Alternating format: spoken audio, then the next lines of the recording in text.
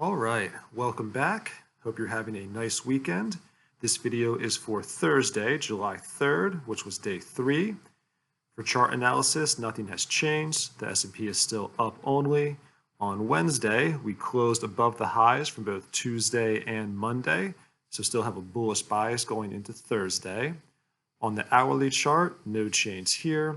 Any one of these levels would be a potential place to look for a long, pending the price action that might form at that level. But none of that ended up being relevant because we gapped up on the open and we did not look back from there. So on this chart, I don't have the replay on. This is the full price action from Thursday. I've mentioned before that I prefer to trade range environments more so than trending environments. Trending is a little bit more challenging because a lot of times you will not get a retest. And by the time that you do get a retest, you're more likely to end up going right through wherever your stop might be. And we can see here that, so the first 5-minute candle after the open is a strong move upwards. Here's the first pullback with a swing low, and this candle does not get retested. Keep moving upwards. Here's the next pullback. It's not a swing low, but it's a solid red body bar, so it's an order block all the same. And this also does not get retested. Misses it by a penny, at least here on SPY. So now here is the next swing low. This candle does get broken, closed above, and retested.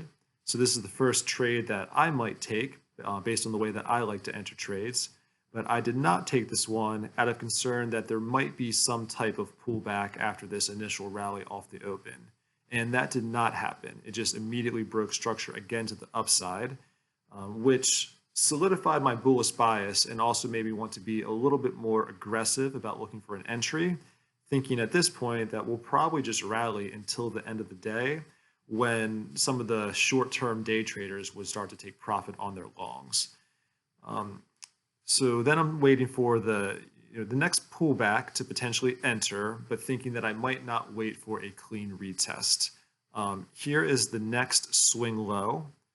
This candle closed within that range. This candle does break that high here.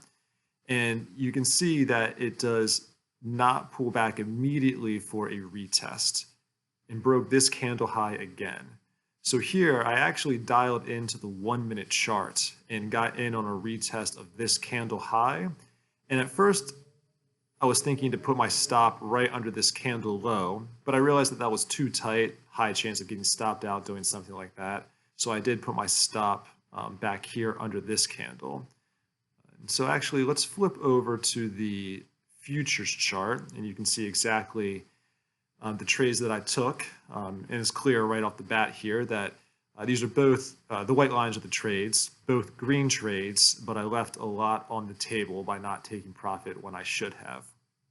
And like I was saying before, in an environment like this, it's more likely that the candle that I would want to see get retested for an entry is either not going to be retested, or if it is, there's a higher chance that price is going to go right through where I would want to put my stop.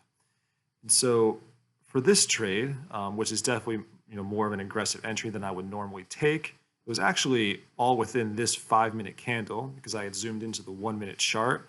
There was a 1-minute consolidation from this high here to this low down here. And so there was a break, a retest where I entered. I didn't put my stop below this low because that would be too tight. I put it down here where I normally put my stop. And of course, I would normally wait for a retest of a block like this. Did not think that that was going to happen. I thought maybe it's going to retest this high here, but not necessarily come all the way back down here. Obviously it did, but you can also see that it almost went the whole way through and came within one tick of stopping me out. But I did not get stopped out, and then price rallied back. And at this point here, I was up about 30 bucks. And I should have taken profit at that point.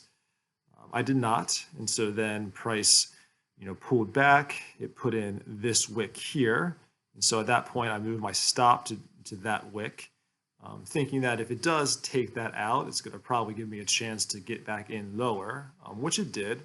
So this candle here stopped out that trade, ended up making about $6.50.